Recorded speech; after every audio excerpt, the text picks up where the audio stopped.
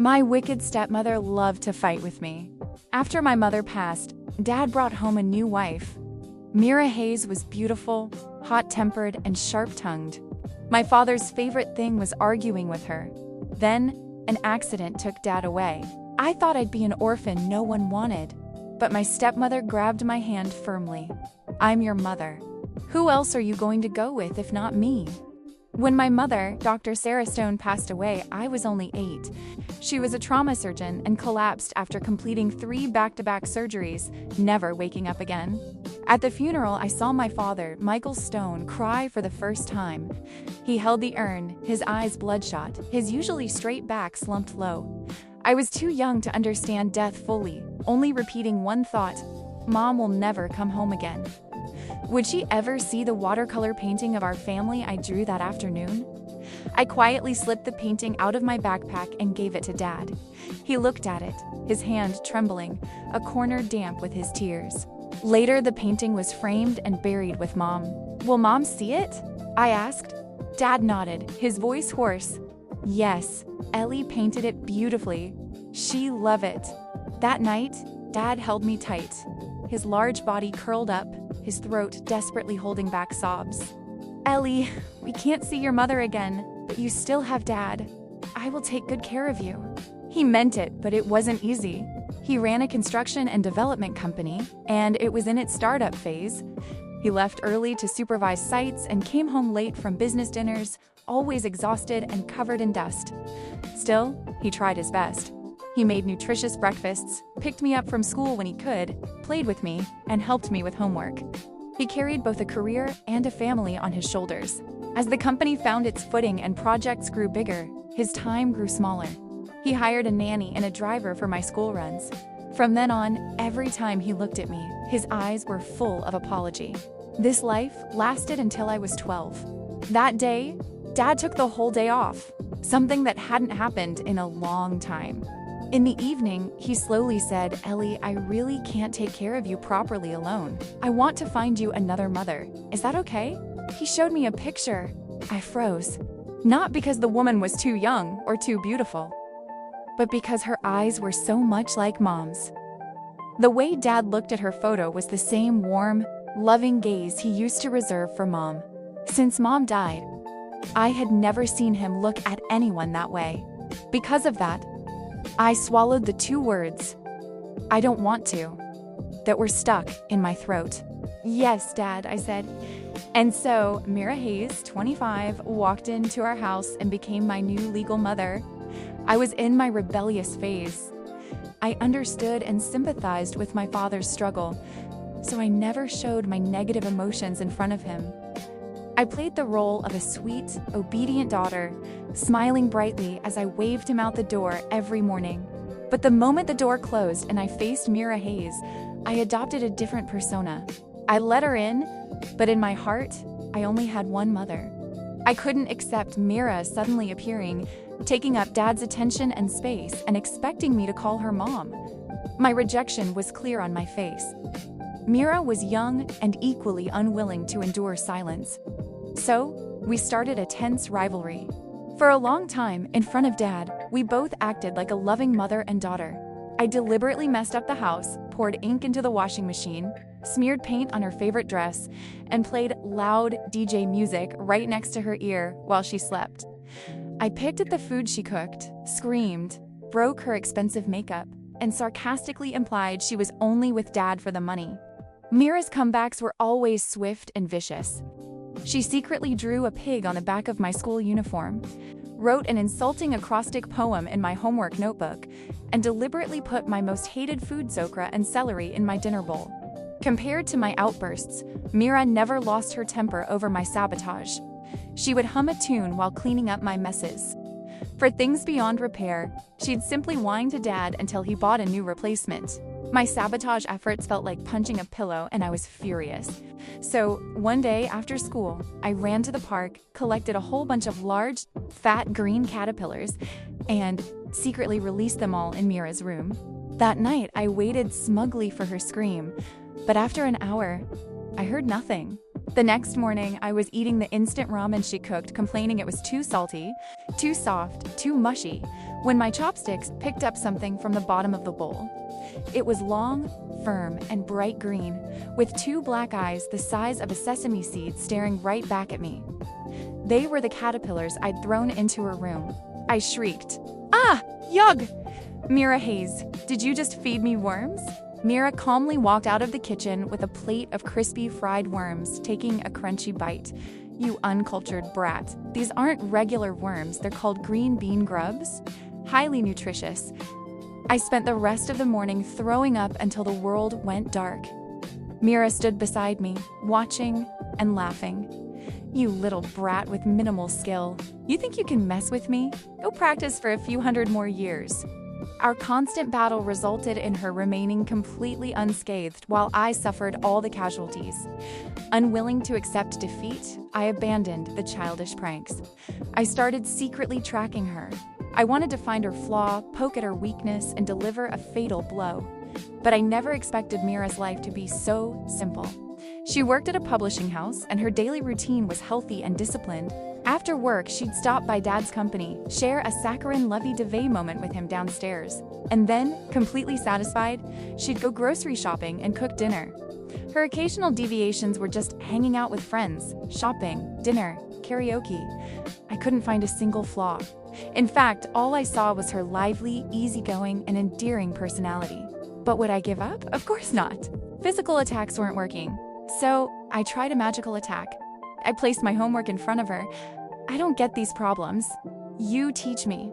My goal was to stump her, then mock her for being useless and unable to even teach.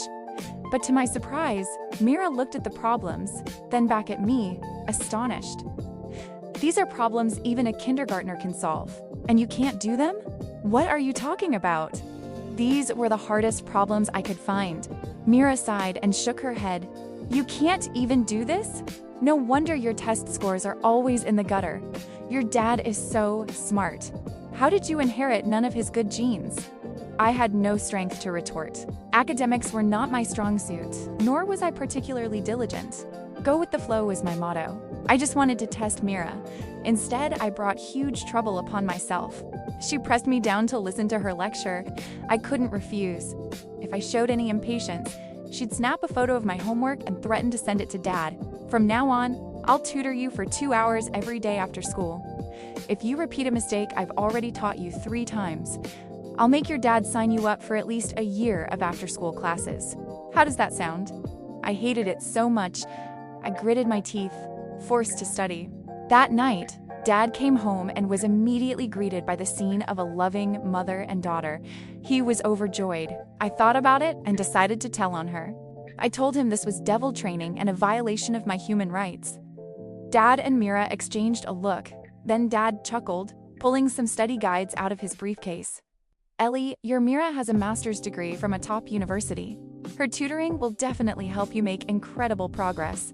My attempt to tattle failed. I was furious. Later that night, Dad knocked on my door and pulled my pouting body out of bed. "Ellie, if you can score in the top 10 of your grade on the final exam, I'll grant you one wish. Any wish. Like a private day with just you and me at the amusement park?" "Of course. If you meet the requirement, I'll grant any wish." For that one wish, I was pumped with new motivation. I woke up an hour early to study and reviewed until bedtime. On the day of the final exam, I wrote furiously, "No effort is ever wasted. Seeds sown will eventually bear fruit." After the exam, I flew home. I couldn't wait to tell Dad the exam went great, and he had to grant my wish. But I didn't see him. I only received a phone call. "Your father was checking the construction site and, unfortunately, fell from a high floor. He's critically injured and is not expected to make it." When I cried and rushed to the hospital, Dad's breathing was shallow. Mira held one of his hands, sobbing silently. Her eyes were filled with sorrow and attachment. But when she saw me, she stepped back, giving me his final moments. "I finished the exam, Dad. I did really well. I'm definitely going to be in the top 10 of my class," I told him. Dad managed a weak smile. "My daughter is so capable." He couldn't lift his arm, only wiggled his fingers to touch my palm. "Ellie, your Mira isn't a bad person. Don't hate her, okay? He didn't wait for my answer. The line on the heart monitor flatlined. The room was filled with Mira's suppressed, choked-off wails. I held Dad's hand, feeling it slowly turn cold from warm. The wish he promised me would never be fulfilled. I wanted to change my wish. I just wanted Dad to be healthy and with me. Nothing else. At Dad's funeral, many people I hadn't seen in years showed up. My aunts and uncles quickly glanced at Dad's photo and immediately started fighting over my custody. They argued fiercely, words like compensation, insurance money, and settlement flying around. Then, one by one, they approached me. They smiled, jostling each other, trying to convince me to live with them. I didn't say a word, so they started pulling my arms. I was unstable, reeling, and utterly bewildered. Suddenly, someone shoved the aunt in front of me away. "What are you all arguing about?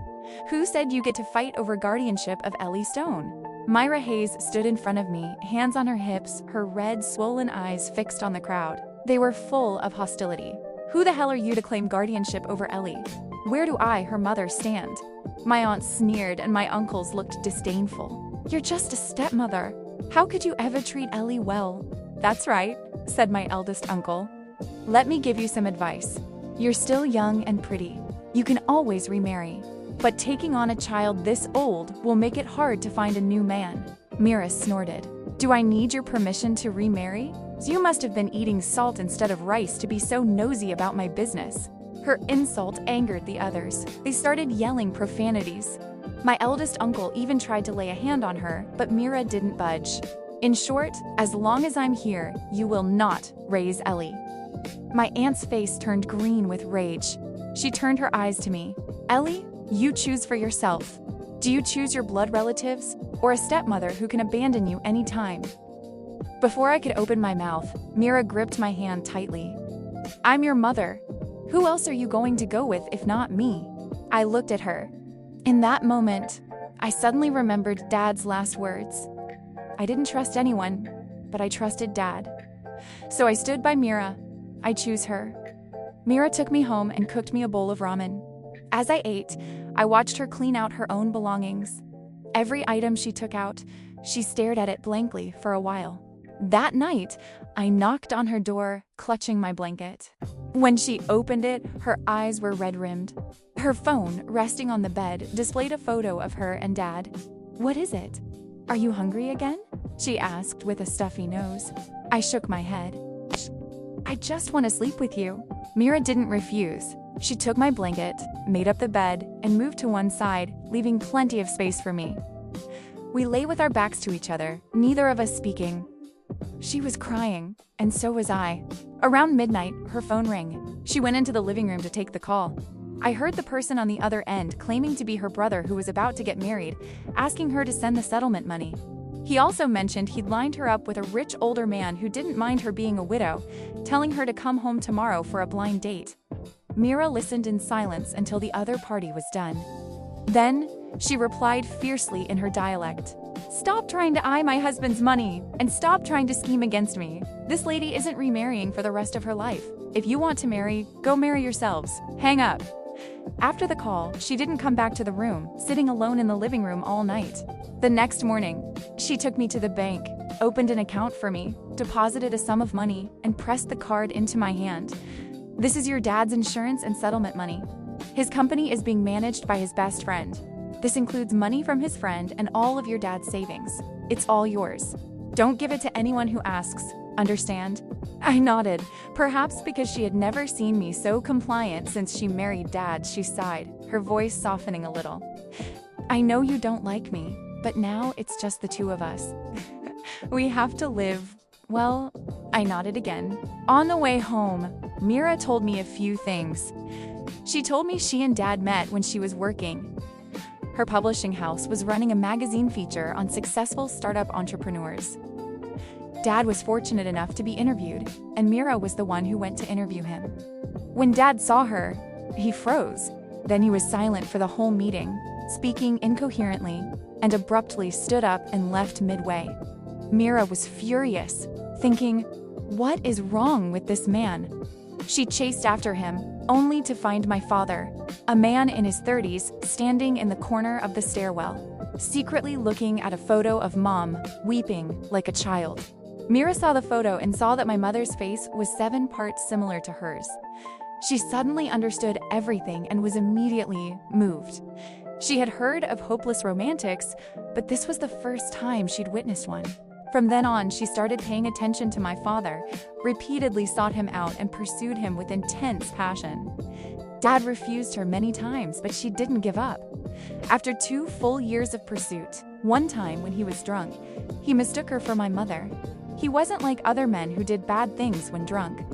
He didn't touch her or hug her. He just held her hand, crying about how much he missed his late wife. Mira cried along with him. After that, she decided she absolutely had to marry him. She didn't care if she would only ever be a replacement for another woman. I used to hate hopeless romantics, but I became one. Marrying your dad was the proudest and most right thing I've ever done in my entire life. Then she glanced at me. Actually, just like you don't like me, I don't particularly like you either. But who told you to be his daughter? For his sake, I have to take good care of you. I still didn't like Mira Hayes, but I stopped causing trouble. For a long time after that, we lived in peace. I went to school on time. She went to work on time. I studied hard. She worked hard. My grades gradually improved, and I eventually got into the city's most prestigious high school. Mira was so happy that day. She cooked a table full of delicious food and broke her rule to have a little wine. The next morning, she put on her coat and was about to go out. I asked her where she was going, and she said proudly, "I taught you how to get into the city's top high school. I have to go to your dad's grave and brag a little. He'll definitely praise me for being a good educator down there." I called her childish. She said, "What do you know? This is our thing as a couple." I rolled my eyes and went back to tackling practice problems. In high school, my grades were always at the top of the class. Mira also started working harder. When Dad was alive, we never worried about money. After he died, the burden of living fell entirely on her. Earning money wasn't easy. There were days she had to work overtime and attend social functions she clearly disliked. I once told her that Dad left a lot of savings and she didn't need to struggle so much. Mira immediately glared at me. "That's the money your dad left for you? Your stepmother here is not the type who can't earn her own money. Why would I take your money?" She didn't touch a penny in my account, and I tried to be as frugal as possible. When my clothes and shoes were damaged, I mended them and kept wearing them, not daring to throw them away. Until one day Mira saw them, she immediately widened her eyes and poked me in the forehead. "Ellie Stone, do you need to be like this? Did our family go bankrupt? If you wear those shoes for 2 more days, your toes will look like they're driving a convertible. You're not embarrassed? I am." With that, she dragged me straight to the mall and bought me 3 pairs of white shoes, all different styles and prices. At the mall, I ran into a classmate. She looked at me a few times, her eyes full of admiration. The next day in class, the classmate rushed over and said, "Ellie, your mom treats you so well. Those designer shoes she bought are so expensive. My mom wouldn't buy them for me even if I begged her." A boy nearby heard us and cut in, grinning. "Hey, I saw Ellie's mom getting out of some old guy's car the other day. She must be a kept woman to have so much money. Widows can't handle being lonely after all." He didn't finish his sentence before my slap landed squarely on his face. Immediately, I kicked him to the ground, grabbed his hair, and slapped him repeatedly. People around me tried to talk sense into me, tried to pull me away, but I held him tight. Whatever I could grab, I hit him with. By the time the teacher ran over and forcefully pulled me away, I had shoved the handle of a mop into his mouth. His face was swollen and bruised, his eyes panicked, and I had even knocked out one of his teeth. The teacher, a man, naturally defended the boy. He didn't even ask me why I lashed out, pushing me first. "Ellie Stone, what are you doing? You're a girl. How can you be so violent? Look what you did to your classmate. Who acts like this? I'm calling your parents right now." "You don't need to call him." I pulled out my phone. "I'll call myself." The moment the call connected, I screamed into the phone. "A moron in my class made up rumors about you, saying you were a kept woman." I knocked out his tooth. "Get to the school now." On the other end, a stream of loud curses immediately erupted. "Good! Well done! Tell that brat to wait. This old lady is coming to knock out the rest of his teeth." I hung up. I looked at the boy and smiled coldly. He and the teacher were both stunned. That afternoon, the entire school witnessed Mira Hayes fighting power. As soon as she arrived, she gave the boy another dressing down. His parents showed up and she dressed down the parents too. The other side was so enraged, they threatened to call the police. Mira just gave a cold laugh. Fine by me. I was just about to call the police myself. Your son publicly slandered me. I won't let this go. He's over 16, so the crime of damaging my reputation and dignity will land him a few months, if not years. He's definitely going to jail. The boy's face went white. His parents, who had been aggressive moments ago, immediately softened, apologizing repeatedly. Mira didn't even acknowledge them, instead glaring fiercely at the teacher. And you? Did you push my daughter just now? Your school is cooperating with my publishing house. Remember, we're promoting you in the next issue. But it seems your teachers are truly incompetent. I will write about this truthfully. This time the teacher's face turned pale. The principal, standing nearby, quickly nudged the teacher and bowed apologetically to Mira. After a long exchange of soothing words, Mira reluctantly let the matter go. As she left the office, she spat out a final curse. I was just getting a ride from a client, and you turn it into a rumor. Young people today are so malicious. If you don't have brain cells, try filling your head with water. Don't let your large intestine take up all the space. She cursed the whole way out, her language extremely harsh but not a single vulgar word. The faces of the people watching kept cycling from green to black to pale. After leaving the office, I quietly gave her a thumbs up. Mira puffed up, beaming with pride. Wasn't I cool? It was all right. Not as cool as me. Mira rolled her eyes, glancing at my hand. You hit hard, huh? Your hand is all bruised. Action and reaction, right? You idiot! Why didn't you use something to hit him with? Let me teach you. Next time, roll up a book and whack him with it. I was truly speechless. That's violent behavior. Dad actually taught you that? This is nothing. Mira flipped her hair. When I was little, I hit someone with a whole soda bottle. And what happened? I had to compensate with a month's salary from my dad, and my mom beat me half to death. She tilted her chin, extremely proud. See how good I am? I didn't hit you. I went with you to beat him up. I have to tell your dad about this. He'll definitely praise me. This love-obsessed brain is truly hopeless. Mira and I became famous with that incident. The boy didn't dare to face me anymore and transferred classes. The other boys didn't dare to be rude. The teachers were all extremely polite to me. I had 3 years of peaceful, steady high school life. I focused on studying, my grades consistently stable in the top 10. My college entrance exam also went very well. On the day the results were released, Mira and I sat together in front of the computer. She paced nervously beside me while I was so tense my hands were sweating profusely, hesitant to click the search button. Mira got impatient and yanked me out of the room by the collar. If you won't look, I will. I stood guard outside the door, my soles also sweating, when I heard a piercing scream from inside the room. 1,500, 1,500, Ellie Stone, you are truly your father's daughter. In that moment, all the tension drained from my body.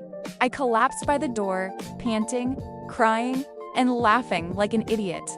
That night, Mira stayed up all night, choosing the best universities in the city for me. But she didn't know that I didn't apply to any of the schools she chose. I chose the best university in our home state. When the acceptance letter arrived, Mira's eyes widened. She cursed me for being an idiot. Why study in this backwater state when you could go to a good school in the big city? I didn't say anything at first. When her nagging got annoying, I suddenly stood up. I just don't want to go to a city 1,000 miles away. I want to stay in this backwater place. I don't want to leave home. My home is here. My roots are here. Dad's grave is here, and Mira Hayes is here. I just can't bear to leave. Mira suddenly fell silent. After a long while, she pouted. Fine, don't go. Why are you yelling? Your dad was so nice. Why aren't you anything like him? She glanced at me again. Shouldn't we celebrate today? What do you want for dinner? Braised pork? And Kung Pao chicken? The Four Joys meatballs? Fish with sour pickles? That's quite a list. Mira put on an apron. Come help your queen in the kitchen. On the day I left for college, I planned to go alone, but Mira insisted on taking a day off and driving me. She crammed the trunk full of everything she thought I would need at university. Even the life-size teddy bear I slept with every night she brought along. I was half laughing, half crying when I saw it. Why bring this? The dorm bed is only a twin. If he sleeps there, where will I sleep? Mira seriously considered it for a moment, then went and bought a miniature version of the bear. I'm 18, not 8. Why do I still need to sleep with a bear? I grumbled in the car.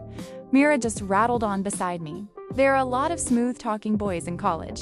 They love tricking naive freshmen like you. You must learn to be smart and never let them fool you. When I was a freshman, I had a whole line of seniors offering to carry my luggage. Their eyes were as green as hungry wolves. Were you that popular back then? Of course, who doesn't like a beauty? Mira grinned at me. My little girl is a great beauty too, you know? My little girl.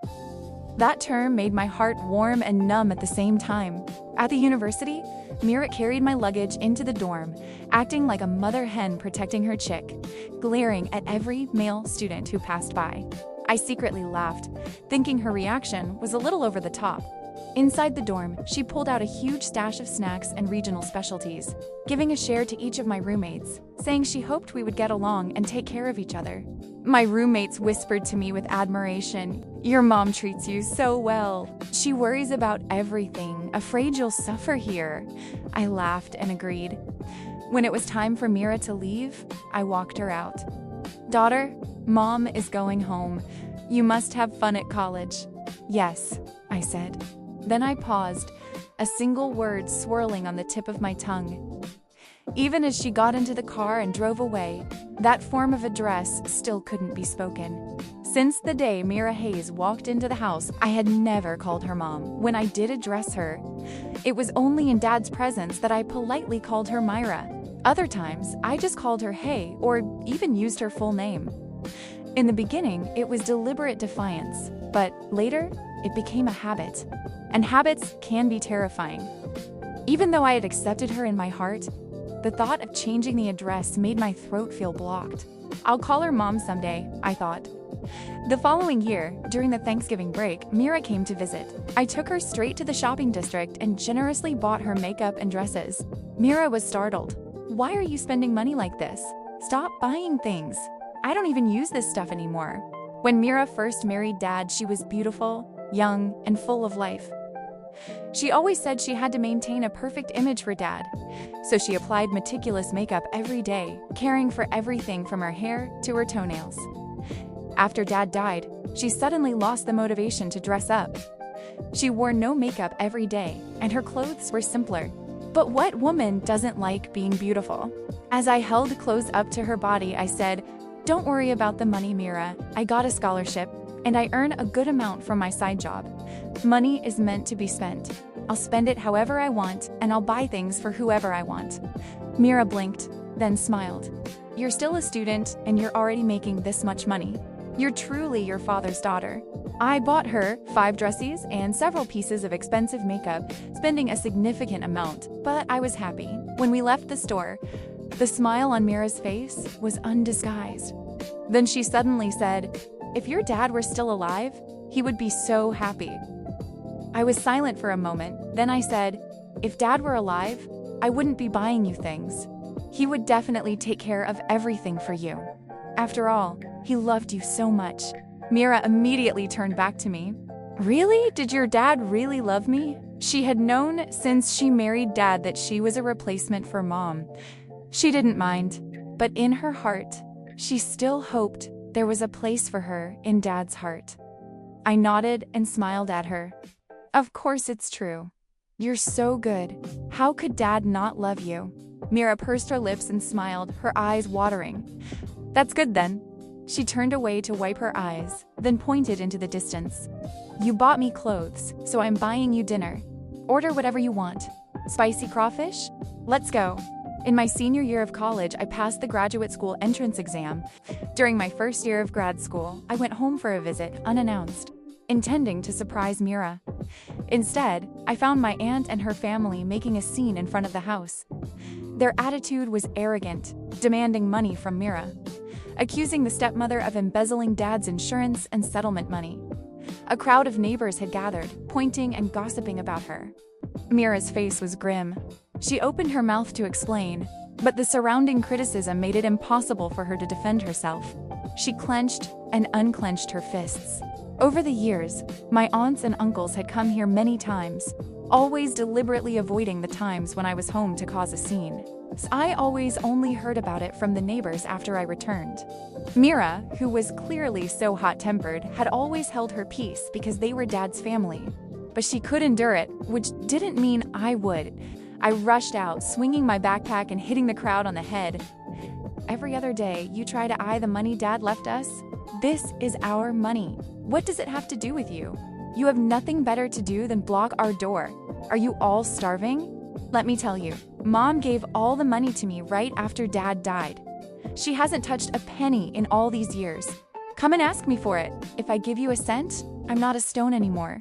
I hit them until my aunt's family screamed and cursed, cursing both me and Mira. The more they cursed, the harder I hit. You come here once, I'll hit you once. Come here and bother my mother. After chasing my aunt's family away, I turned to look at Mira Hayes. Mira was looking at me, her eyes both wet and sparkling. What did you just call me? I didn't hear you clearly. Say it again. I froze for a moment, my face heating up. I just called you that on instinct, that's all. Well, you called it. I'm happy today. Let's go get some BBQ. Mira wiped the corner of her eyes, refusing to let it go. That BBQ dinner was lively. Mira and I even drank a few beers. The beer didn't affect me, but Mira was buzzed. As I walked her home, she kept rambling the whole way. When I first married your dad, you didn't like me, and I didn't know how to win you over. Our relationship was like oil and water. I thought about giving up a few times, maybe even having my own child with your dad. But then I looked at you so young, having lost your mother, and I just couldn't bring myself to be so cruel. My nose suddenly stung. I had known for a long time how soft-hearted Mira truly was. She always disguised herself as a chili pepper, ready to explode at the slightest touch. In front of me, she was always tough and unyielding. But after Dad passed away, I got his phone. In his notes app, I saw many things I had never known before. For example, Mira didn't know how to cook originally. Before they married, she asked Dad what he liked and what I liked. Every day she made dishes exactly to my taste, cooking with anxiety, waiting nervously for my reaction. For example, Mira was actually very timid and afraid of caterpillars. When I secretly released the grubs in her room, she put on gloves, jumped around, wiped away tears, and grit her teeth while catching every single one. For example, when she married into this family, Mira was just a simple, lovely young woman. To act like a proper mother, she deliberately tried to look tough and secretly read many parenting books. For example, after my cruel remark that she was only marrying him for Dad's money, she cried secretly for a long time. The next morning, with swollen eyes, she still woke up early to make me breakfast as if nothing had happened. I saw so much more. I saw Dad's love for her blossom, little by little. I saw his growing concern for her, and I saw her careful and reserved efforts to win my affection. At the time, I was rebellious and unreasonable, stubborn and willful. Anyone looking at me would have thought I was an odd, difficult child. After Dad passed, a group of relatives came to take me away. They weren't there to raise me, but for the money Dad left behind.